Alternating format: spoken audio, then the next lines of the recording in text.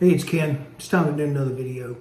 What we're getting ready to talk about is prompted by some stuff I was doing on the internet. I was watching a video on YouTube, and this guy was saying that a 12.5 inch barrel for 5.56 is the best dual combination that you can have. Well, if you've watched any of my videos at all, you know I totally 100% disagree with that. It's the 16 inch barrel because of the muzzle velocity of the 5.56. If you're looking for a do-all weapon, then the 16 inches is the do-all, right? It's the best average rifle length that you can get.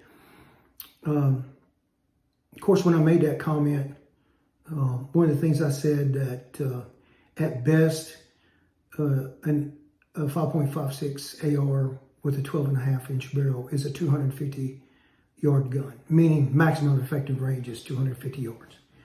Okay, and the weeping and gnashing of teeth began. And you know how it goes on YouTube. I was an idiot. That's FUD lore, internet nonsense, and you know a few other things that I'm not going to talk about here. Regardless, to say there are several people who disagree with me. And what I was specifically saying was for preppers, if the idea for a prepper is to buy ammo cheap and stack it deep, what you're going to be buying is the M193. One version or another, the 55 grain projectile for the 5.56 or the 223.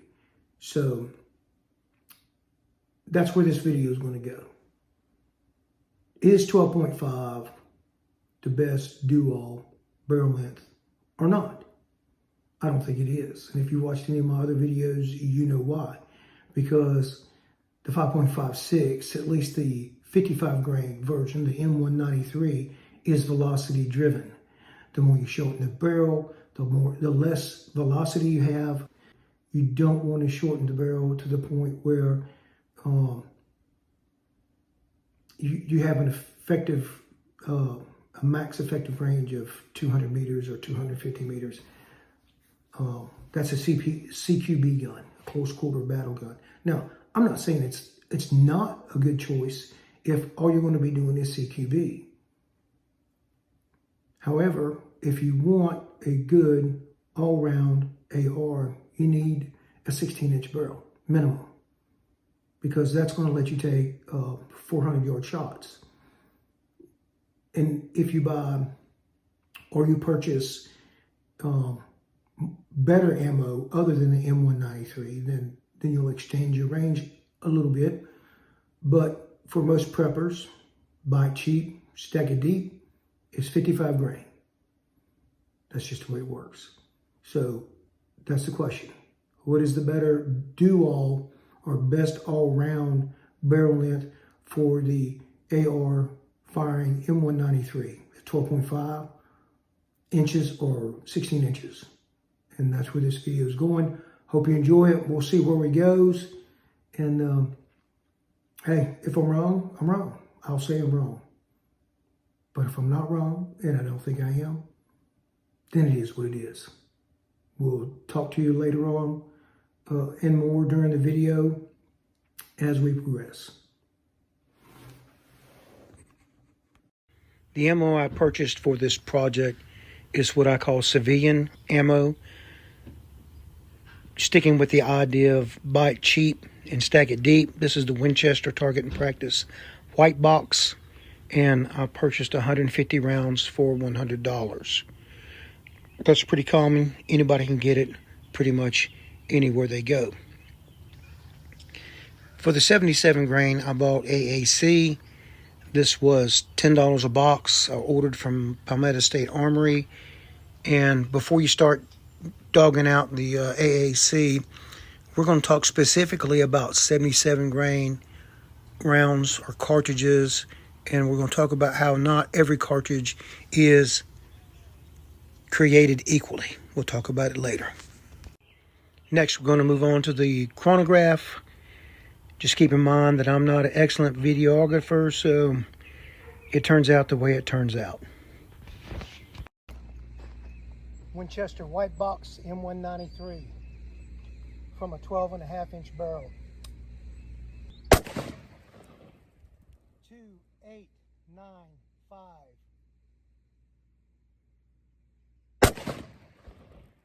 2902. 2899. 2910.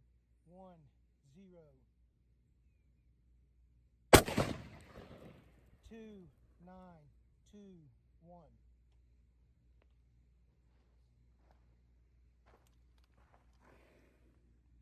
Winchester white box M193 from a 16-inch barrel. 3105.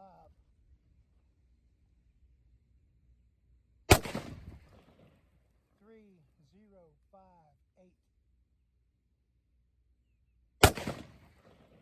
2970. 3091. 3056.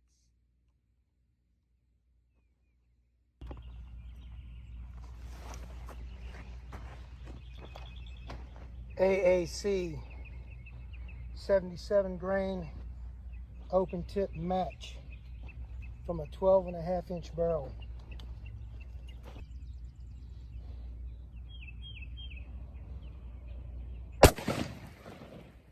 2316. Error.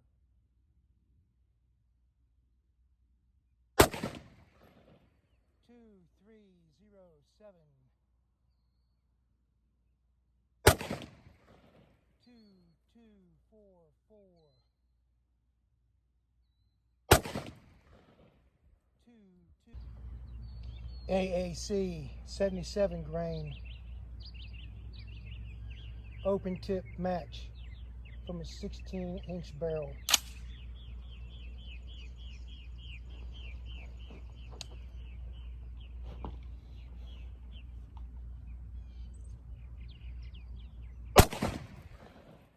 2472.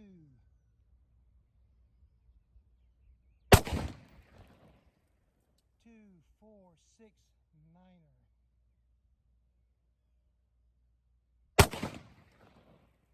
2494.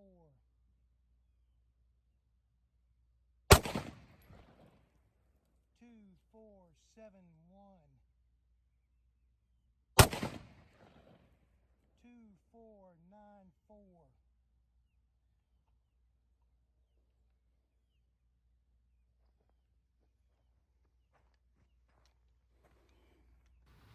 Now that we've recorded all the shots, we can determine the average. You'll notice that the M193 16-inch barrel shot number 3 was 100 feet per second off from the remaining, so it's deleted. And then for the 77 grain shot number 2, there was an error. That was also deleted, and then we determine averages. Then we move on to the ballistic calculator, and I'm going to let you watch that as the data scrolls through.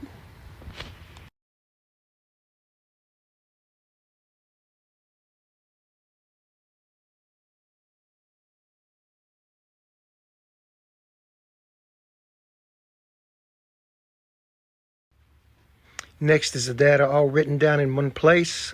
I used the ballistic calculator from federalpremium.com. And if you'll notice at the M193, there are 2 ranges highlighted, one for each barrel length. For 12.5 is it at 300, and for 16 inches it is at 400. And this represents to me the maximum effective range. This is the maximum range that we can expect to produce a casualty. The muzzle velocity of 2,000 feet per second. We know that from testing done that the temporary gravity will create damage in the body. So once the projectile goes under 200 feet per second, then we know that that is the maximum effective range, or the range where you can expect to create a casualty. If you'll notice, for 77 grain, I have not chosen a maximum effective range. That is because the 77 grain projectile is larger, subsequently heavier, and it has a higher ballistic coefficient. So I really don't know what the maximum effective range for this projectile is, because it acts so differently once it's been shot. Because the ballistic coefficient is so high for this projectile, we know that it will not lose speed as fast as the 55 grain, and it will create damage at longer ranges. Now we're going to talk specifically about the 77 grain, because not all cartridges or rounds, whichever term you prefer, not all cartridges are created equally. At the top of the page, I have designated as civilian. Then under that, there are 2 military spec cartridges. For the civilian cartridge, the average muzzle velocity is 2,740 feet per second, shot from a 24-inch barrel. Now, that doesn't matter who the manufacturer is. It could be AAC from Palmetto State Armory. It could be Black Hills. It could be Federal. It could be Spear. All civilian type 77 grain open tip match has an average muzzle velocity of 2,740 feet per second. For the military spec cartridges or rounds, we have 2 different types. The first is 2,750 feet per second, shot from an 18-inch barrel. And this projectile is produced with a standard cartridge case. The second type of military spec 77 grain cartridge is produced with an NAS3 cartridge case. This allows us to increase the muzzle velocity to 2,930 feet per second from an 18-inch barrel. Now, as you can see here, the cost is significantly more each step you take up. So in my opinion, and I keep saying it, buy it cheap and stack it deep, it is better, in my opinion, to buy 3 times more rounds or 5 times more rounds than spending the extra money to purchase the military spec ammunition, if you can find it. Now, I was able to find the projectiles listed, but they were all out of stock. So either you're hand loading, and if you can find them, buy them. But good luck with that. I don't think you're going to be able to find them. All right, the next step is going to be shooting some targets with these cartridges from 100 yards. I said in a previous video that at 2,500 feet per second, there is a 50% chance that the projectile will fragment. At 2,700 feet per second, you would have a 70% chance of the projectile fragmenting. Luckily for us, the 12.5-inch barrel has a muzzle velocity of 2,500 feet per second at 100 yards, and the 16-inch barrel has a 2,700 feet per second muzzle velocity at 100 yards. So we'll be able to test that theory. We will be using 2.5-gallon water jugs to hopefully trap the expended projectiles.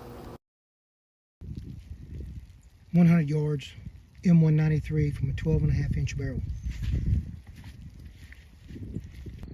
Well, there's a miss. Must have jerked.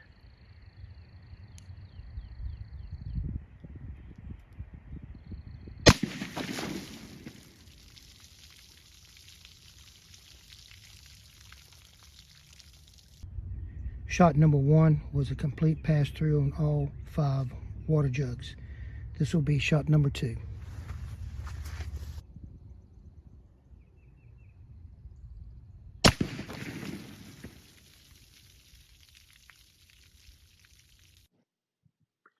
Here's the projectile from shot number 2. I'm really not sure what happened to the video I shot. Maybe I accidentally hit slow motion on the iPhone as I was recording, but as you can tell, I'm definitely in slow motion and my voice sounds like Charlie Brown's teacher.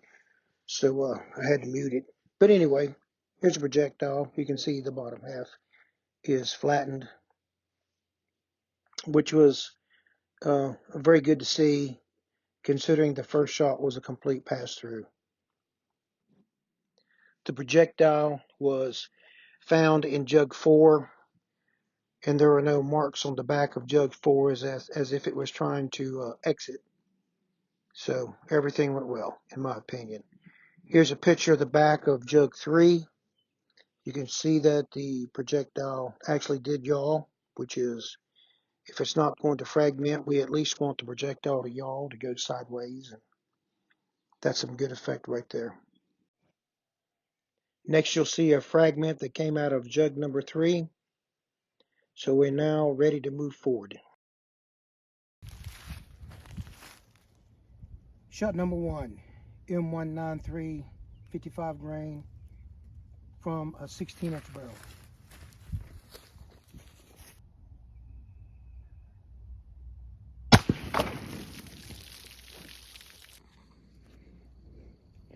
All right, we're going to do something I normally don't do because that's about the only way I can explain it. We're going to have to look at the jugs.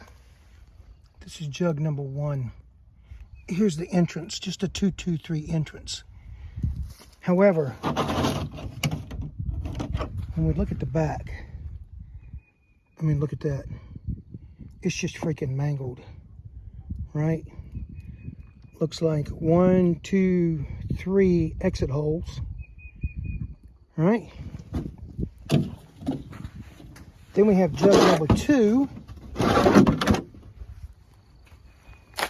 Here's a close-up of jug number 2.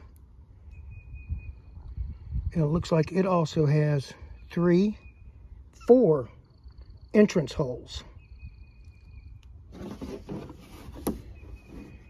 And then 1 hole on the back.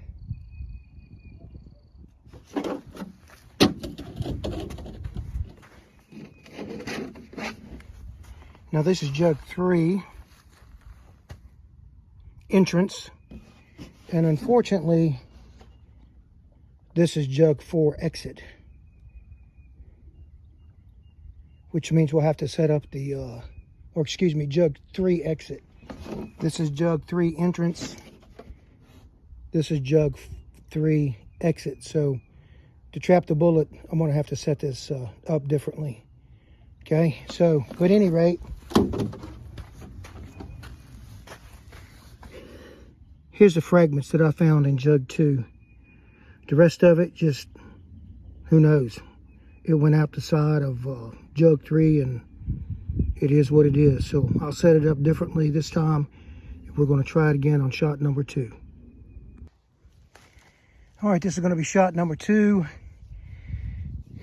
As you can see, I'm using 6 jugs instead of 5. 4 down the middle. Oh, my camera was blue. That's not good. 4 down the middle, and then 2 to the left and 2 to the right. Hopefully we can capture that projectile.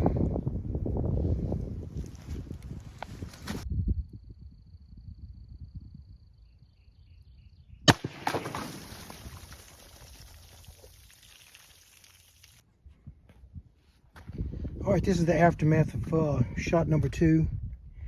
This is jug number 3 right here.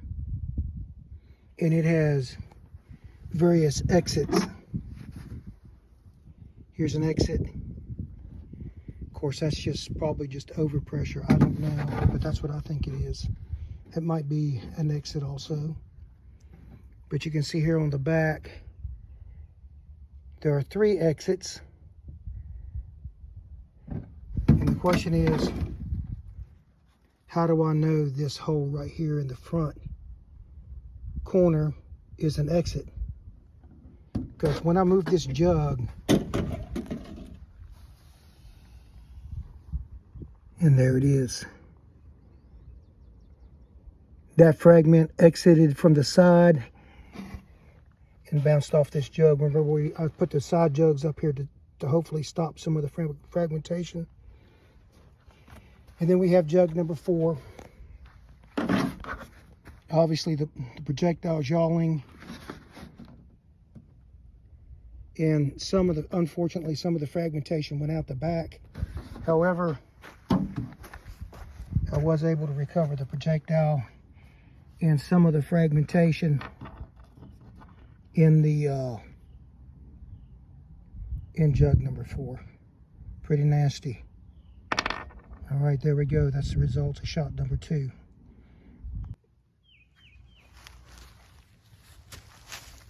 Next shot is going to be 77 grain open tip match from a 12.5 inch barrel. This time I'm using 7 water jugs because I don't know what it's going to do, and hopefully we can trap that projectile.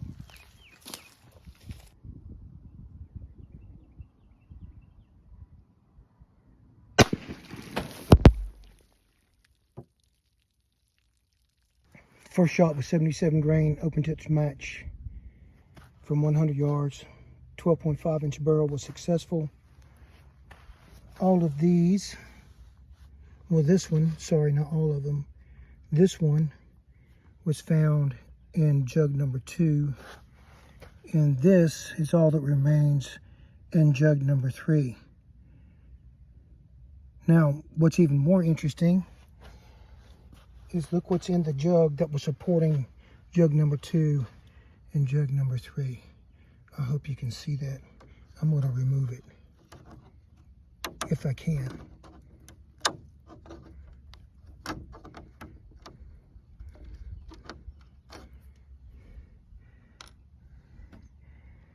There you go. All right. Pretty nasty, pretty nasty. All right, this is going to be our last shot. 100 yards from a 16 inch barrel, firing 70 grain open tip match. As you can see, I've rearranged the barrels, or excuse me, I've rearranged the jugs again. So hopefully we can catch of the projectile if and when it fragments. Also, I'm shooting downhill here, and even though I was aiming kind of low on that the shot from the 12.5 inch barrel, I still hit the upper third of the jug. So hopefully I can get it more toward the center this time.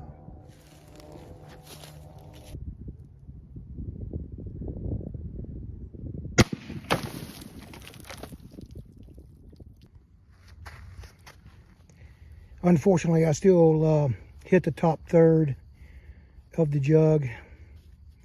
However, we were able to capture a significant amount of the projectile.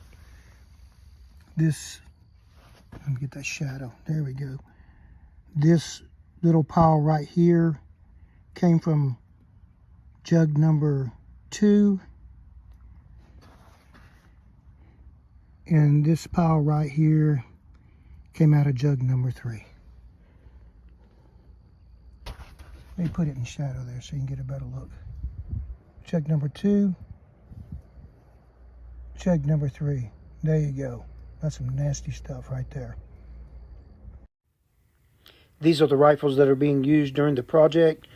And for all you nervous Nellies out there, yes, I do have a stamp. All right, we're going to try to close this thing out. I realize this is getting longer, and it's time to just close it out.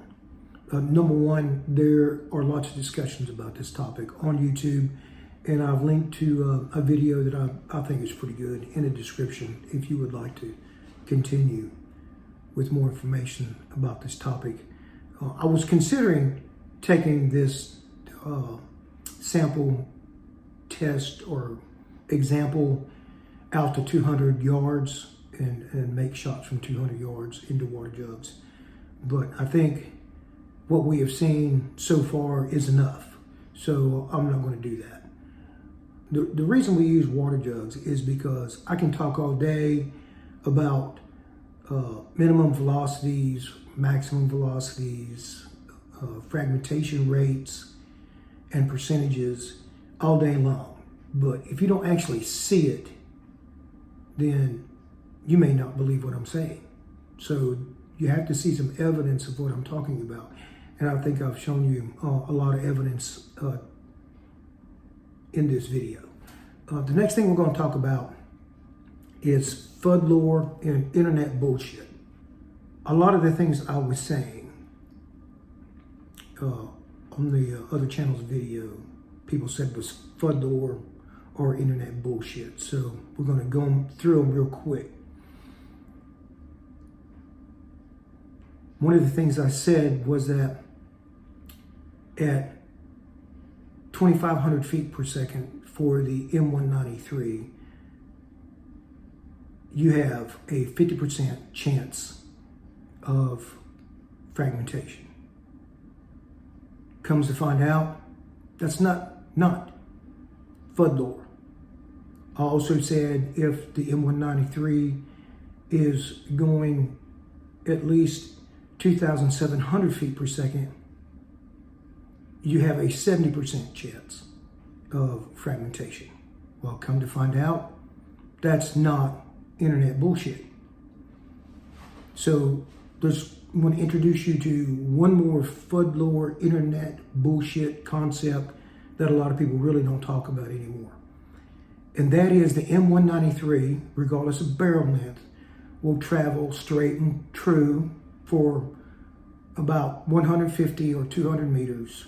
However, if you want the M193 to be stabilized properly so that you get a good fragmentation rate, then you need at least a 16-inch barrel. Now, I know some of you may not agree with that, but considering all the FUD lore and internet bullshit that I've already said that has proven to be true, then maybe you should expect to, give this a thought. The 16-inch barrel minimum is required to properly stabilize the M193, and that's just the way it is.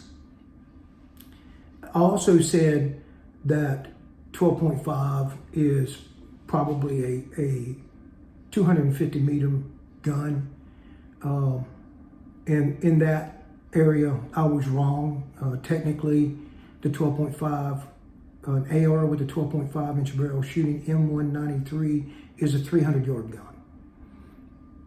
And technically, an AR with a 16-inch barrel firing M193 is a 400-yard gun. However, I would suggest upgrading at least to the 62 grain, not the green tip, just regular 62 grain, 5.56, because that's going to increase or significantly improve your effective hit probability.